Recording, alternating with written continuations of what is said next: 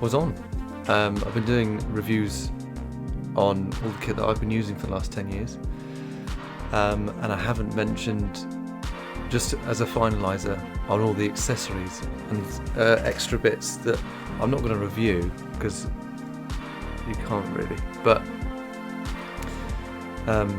just as a suggestion to people that they would need, which is a C stand. So look up C stand, something sturdy, a stand which you can including this bit, which is amazing.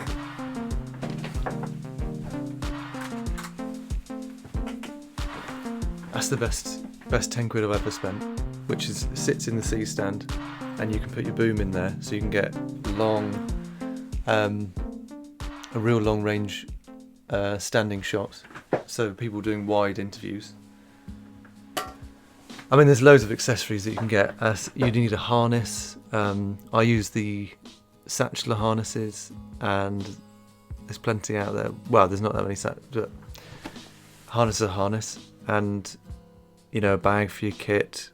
We've mentioned the box, and most of the other accessories you'll get as you see fit. Different jobs will warrant things like director. IEM is what they call it, IEM. So basically, the director can listen in to the shoot. You can hand him a wireless, her. You can hand them a wireless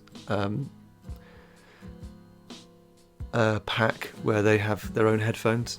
Now I've gone around the house with that one, and I bought loads of posh headphones for a shoot because it was David Beckham, and I wanted everything to be really good. But nobody flipping used them.